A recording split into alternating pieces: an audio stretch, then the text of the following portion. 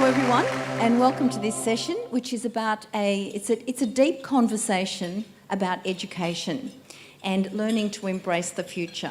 Now, clearly this is a really important topic. You know, at Roy Morgan we measure education and we find that only 10 years ago about 15% of the population had a tertiary qualification. That's now double, so it's about 30% of us have a tertiary degree. Is that good? Is that bad? Is that enough? I don't know. And there's many, many more questions around education. And today we actually have 6 people whose lives are sort of immersed in this whole education space, doing things, and I'm sure having a whole bunch of questions that they think about and consider all the time. So we'll have these 6 people and they'll be each giving us a point of view, a conversation starter, and then we'll hear from you, and hopefully this will emerge as a deep conversation, not just something where the speakers all talk to us. So we have the speakers coming up to the stage now. We have Megan Falloon, we have Rufus Black, we have Dr. Alan Finkel, we have Professor Stephen Heppel, we have Richard Bolt, and we have Bunker Roy.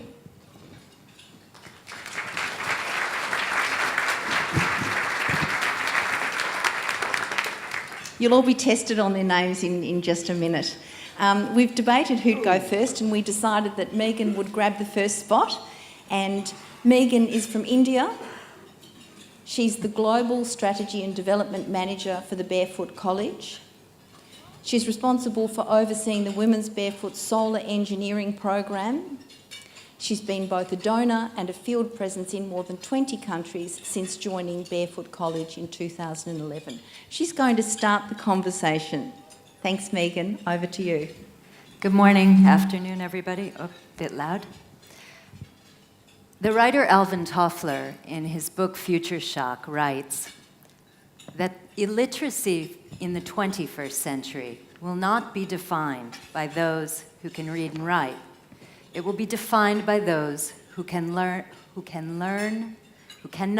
learn, unlearn, and relearn.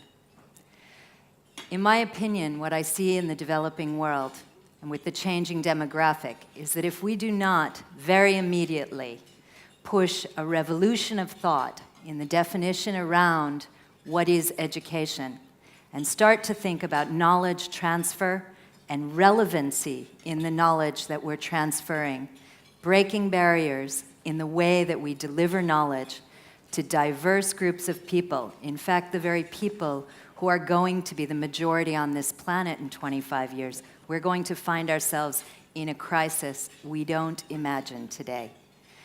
Today, there are 875 million illiterate people in the world. By the year 2025, the number of illiterate women in India alone will exceed that number. That's just letter and numerate literacy.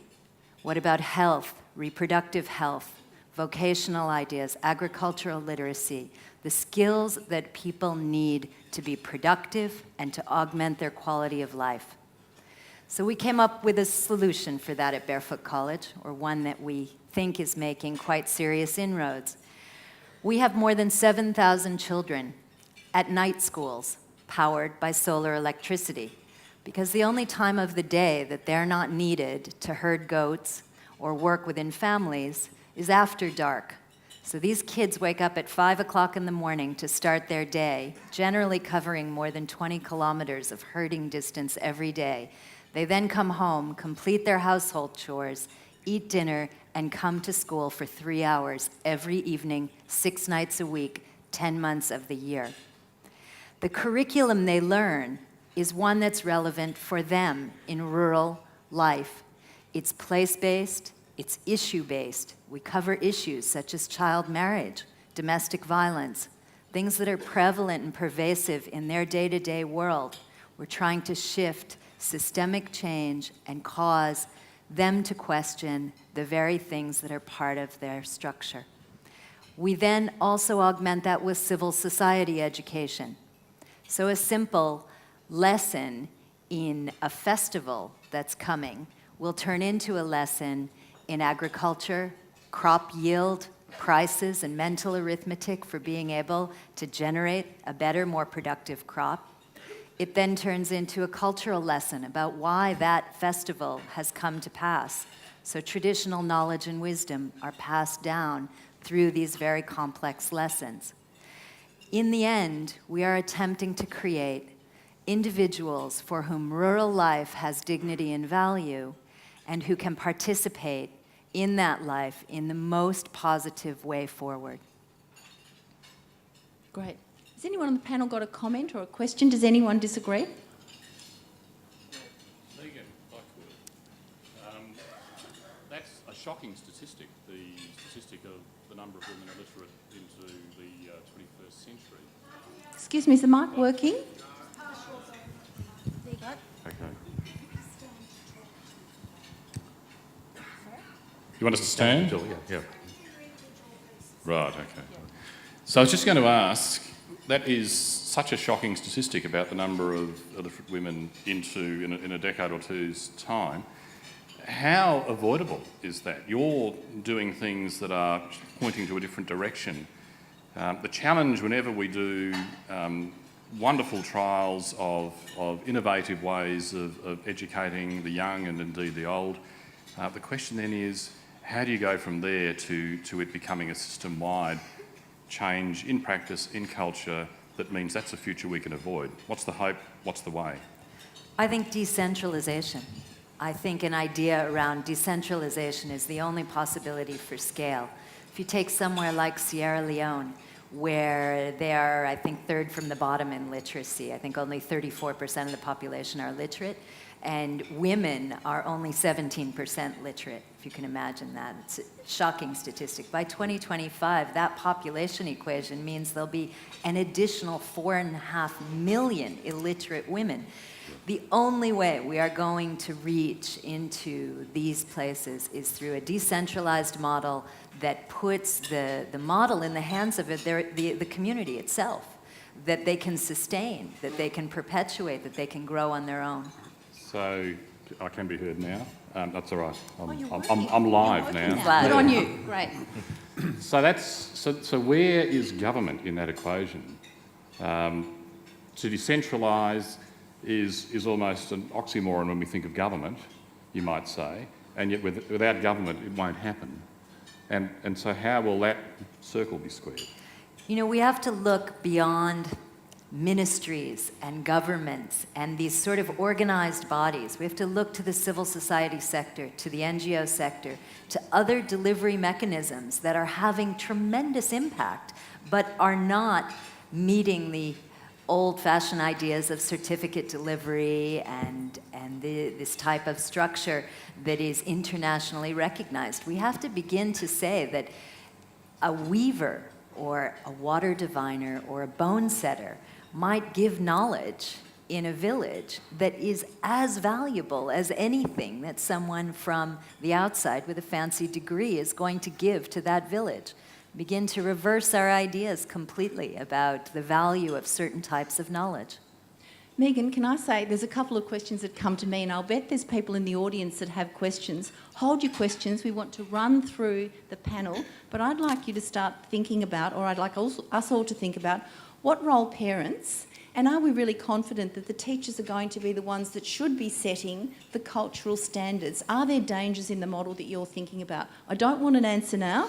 I want everyone to hold their thoughts and their questions as we move on to the next speaker. And the next speaker is Rufus Black, who's going to stand up and address you all. So he's an ethicist, a strategic advisor, a theologian, a master at Ormond College at the University of Melbourne, and he's a principal fellow in the Department of Philosophy at the University of Melbourne, and an expert on ethical, public policy and educational issues. So that's an impressive bunch of thoughts. You should have some good thoughts to throw among us. Well, today actually I just want to tell a short story and draw a couple of lessons from it. And it is from the world of higher education, which I think is well behind the starting blocks in the race to the future. 3 years ago, I run a university college, part of University of Melbourne. 3 years ago, I had 6 students who were disappointed in a first-year science lecture.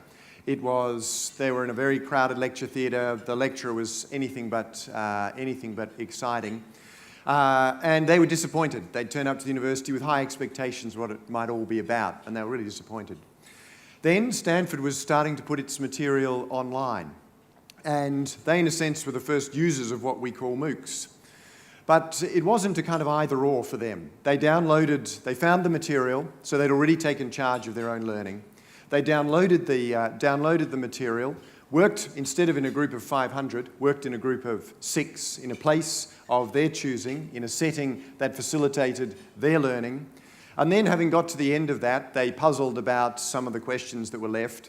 They went and found a tutor later that evening with the 2 or 3 questions that were outstanding, dealt with those in about 15 minutes, and then the next day watched the next lecture.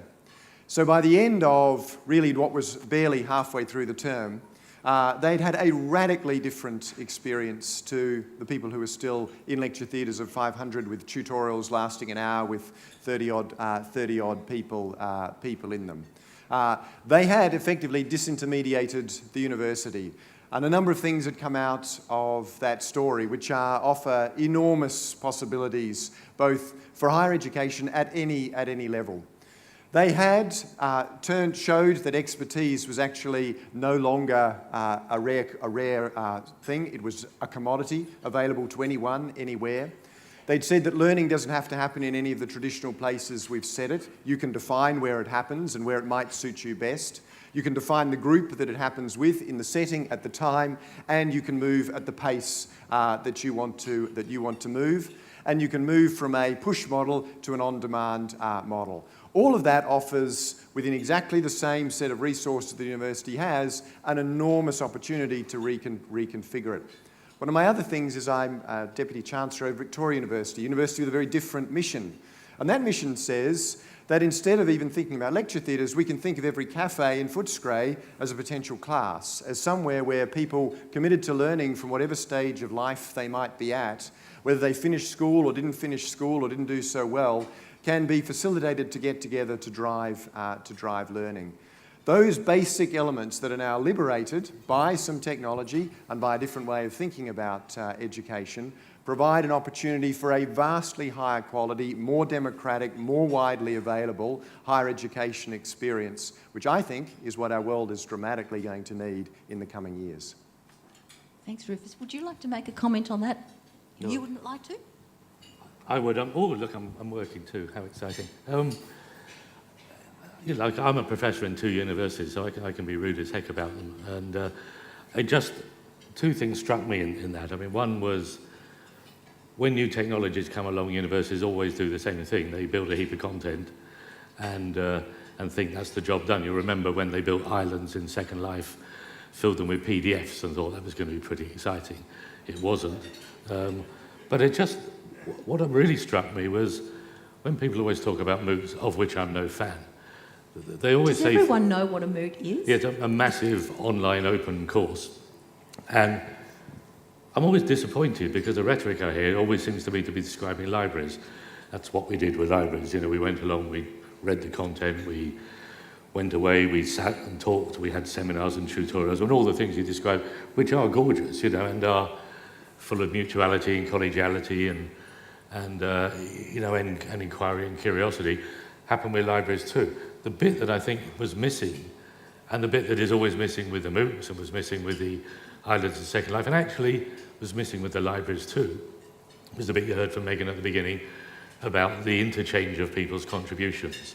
And for me, the excitement in higher education is not what we deliver to the students for them to deliberate about, but what they exchange with us and they exchange with each other, in a community of purpose and a community of practice. And I just don't think the university future is going to be a top-down model of delivering, but it is going to be a model of membership and collegiality. And the question I'd ask everybody in the audience, and certainly for you, is how many, if you think about all the friends you've got, everybody all your acquaintances, the milkman, the barista who serves you coffee in the morning, how many of those people would not be capable of going to university in the right circumstances?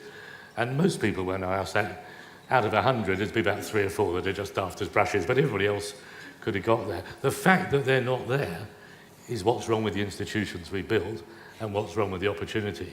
And how we get everybody to reflect at the hugely important level of scholarship is the challenge for us, not how we deliver it to them. And so that's my Great, view. Really. thank you. We're going to keep moving. I'd like us to all to wonder, as we think about this, whether MOOCs will be like the PDF in the library when we have our session next year. The what will come PDF, next. of course, stands for pretty dull format. So, you know, so those islands full of PDFs, we're never going to capture anybody, were they? Right. All right, let's keep moving so that you guys have your opportunity to speak. So, Dr. Alan Finkel, you're next. And we have here the Chancellor of Monash University, who's the President of the Australian Academy of Technological Sciences and Engineering. Wow, that's hard to say. Co-founder of Cosmos Magazine and the Chairman of the Australian Centre of Excellence for All-Sky Astrophysics. Wow. And CEO of Stellar Education. An all-round great guy. Okay. Okay, delighted to be here, and thinking about what I might present, I thought I'd talk about universities. So thinking that's come out of my role as Chancellor of the University, which is Chairman of the Board, not the active management.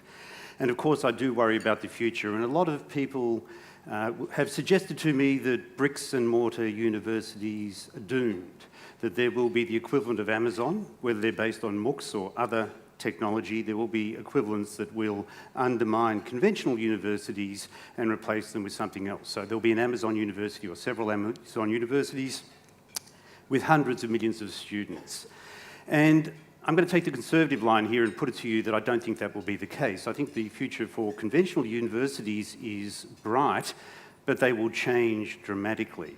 So perhaps three things. The first is that our future, and I'm talking it from the developed country point of view, our future will depend very much on having meaningful partnerships. The students who we're bringing through the university system at the moment, a lot of them will have international jobs, they will have global engagements, and they need the skills for working in a global economy and global society.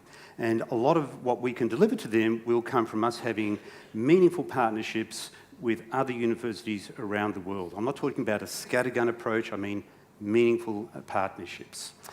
A second very important thing for the future of universities is deep integration of technology. I'm sure you'll hear more and more about technologies. We heard about massive open online courses.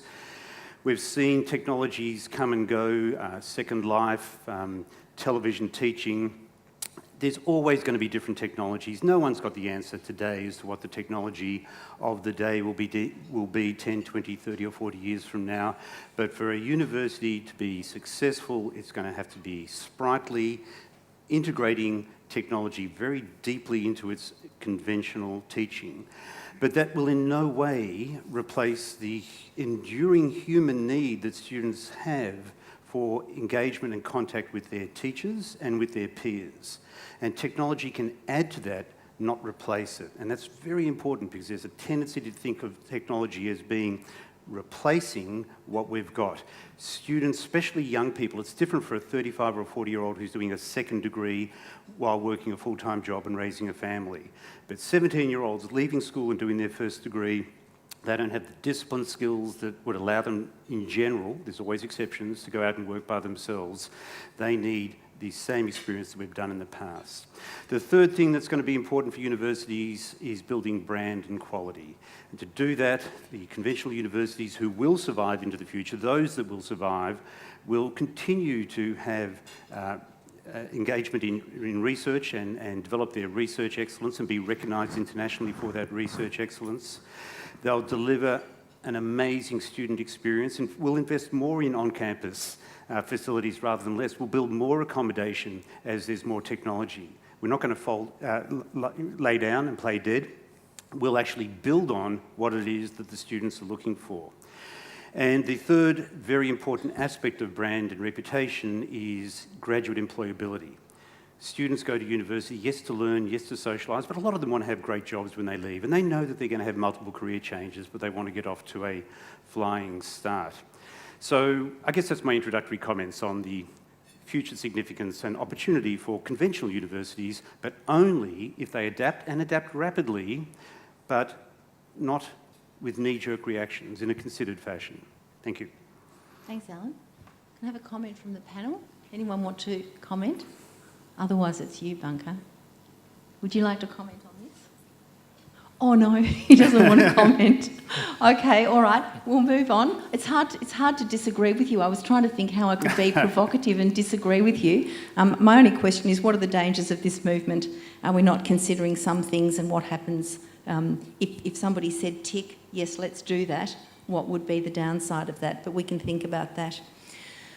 Our next speaker is Professor Stephen Heppell from the UK, a digital education leader, learning futurist, a professor at Bournemouth University and the chair in new media environments, one of the most influential academics in the field of technology and education globally.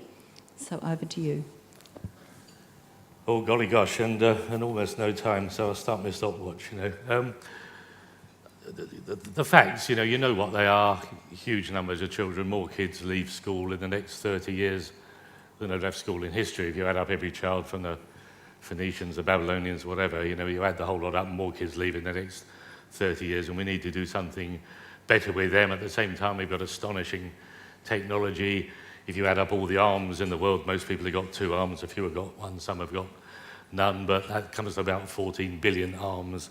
There are 30 billion ARM chips, such as I've got in this phone on the planet at the moment. So we've got more chips than we've got people with arms.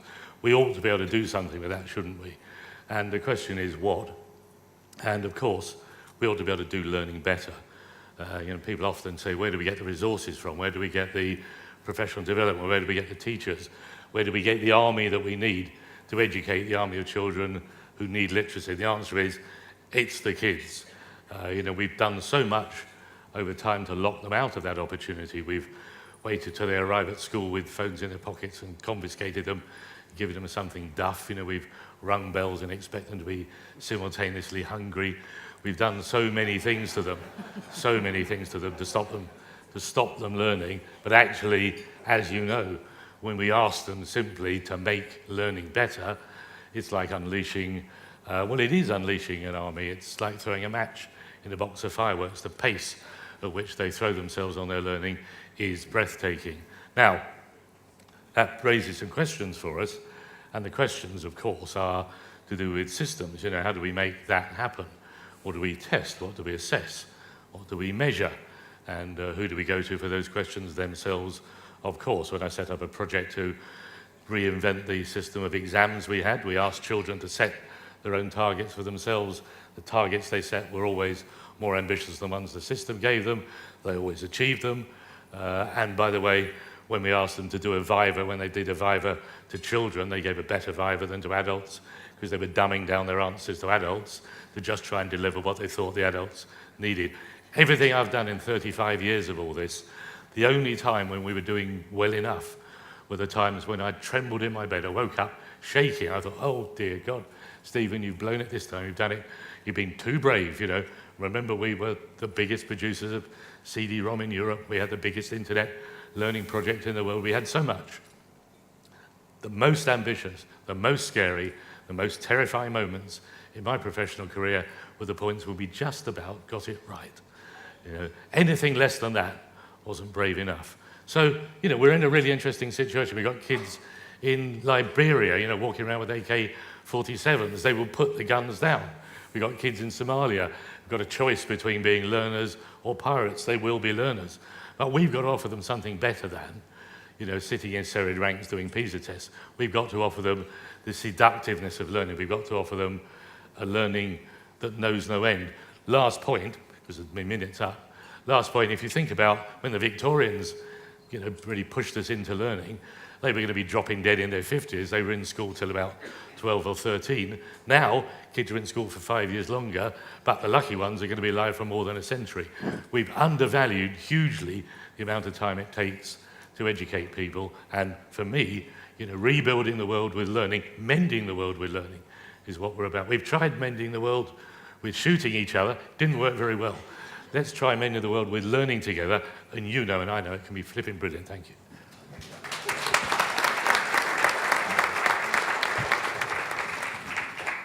Do we have a comment or a question from the panel? I mean, the question, there's so much that's rich in that perspective. How do we actually get that change at a system level? So the vision is powerful and compelling in lots of ways, though we might have a few points of... Well, I mean, a substantial amount about it is trust. I've just been doing a master class this morning. We went from building schools for kids for £26 million, where they were the focus group, to building classrooms where they were the co-designers, to building schools where they were the leaders. The classrooms were £250,000. The schools they built, well, the one we were looking at, they remodeled the whole thing for €500. They gave us 100 back. Then we went to Barcelona where they did the whole thing for free. It's about trust, but this is not a world where it's not the 60s. We're not saying, hey, float off and invent education. They need their teachers, they need quality, they need scholarship, they need knowledge, but we need to trust them to do it better. And the reflective practice of kids, I don't care where they are in the world, the reflective practice of kids being asked, how might we do learning better, is like an epidemic. I mean, it is viral. And these are the kids that reinvented the music industry. These are the kids that reinvented the computer industry. You know, who invented better computers? They were kids. Who invented better music? They were kids. Who's going to invent better learning? It's going to be kids. And we're either going to be, you know, the British motorcycle industry thinking we've got it right and missing what's actually happening, or we're going to be in there down and dirty with the kids. And down and dirty with the kids is a lot of fun, let me tell you. Thank you. I just wonder if everyone would think about what are our fears if this came true. I mean, why don't we just make it happen? Is it because we don't all want to get down and dirty with the kids? Is that there are sort of political barriers, or what's it all about? Because it is a pretty compelling argument. Our next person is Richard Bolt. And Richard is the Secretary of the Department of Education and Early Childhood Development. He has a diverse career in the Victorian Public Service, a statutory utility regulator, the Australian Senate, public advocacy organisations and the former State Electricity Commission of Victoria. And Richard Bolt has a view.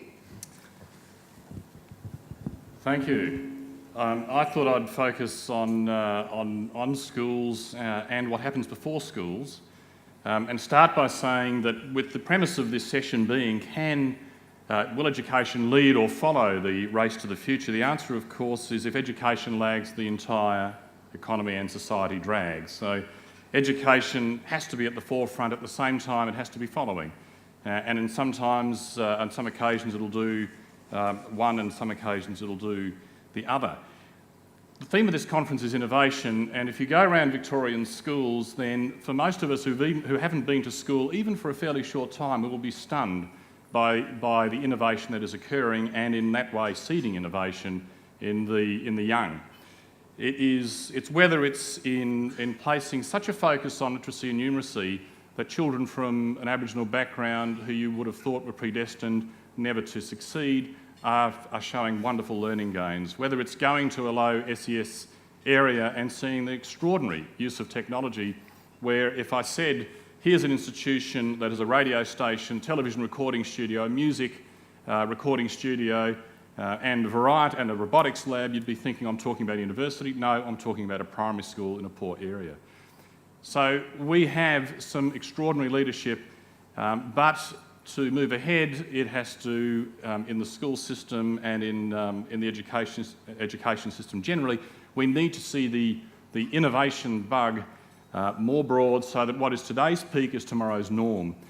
And that involves looking very carefully at where we're doing well, but also asking ourselves what's actually not working. And I look at this question, of course, from the point of view of a government. And I say in Australia and in Victoria, where we have vastly different challenges and of course much less demanding challenges than we've heard in the case of India, nonetheless, we aren't doing what we could do to use the first 3 years of life, of a child's life, to build the learning that will ultimately do much more for them as they progress through the education system.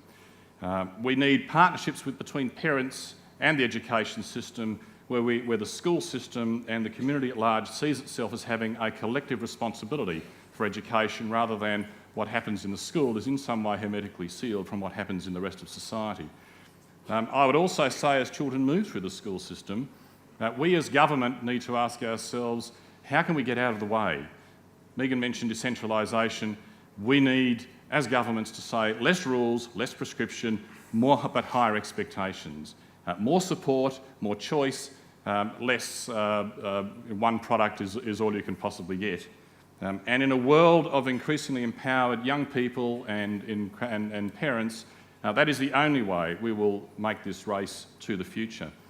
And I would actually put in a plea here for a debate and an attitude about education which says that if you're in business and you're wondering what your social responsibility is, there can be no greater social responsibility than to be taking part actively in the education of young people and of adults, of course, but particularly in the young.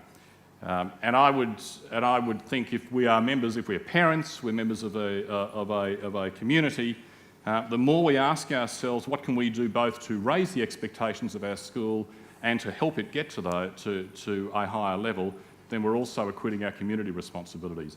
It's up to all of us. Yes, there's much that can be done out of governments and within institutions, but it will only advance as far as we as a society want it to. Thank you.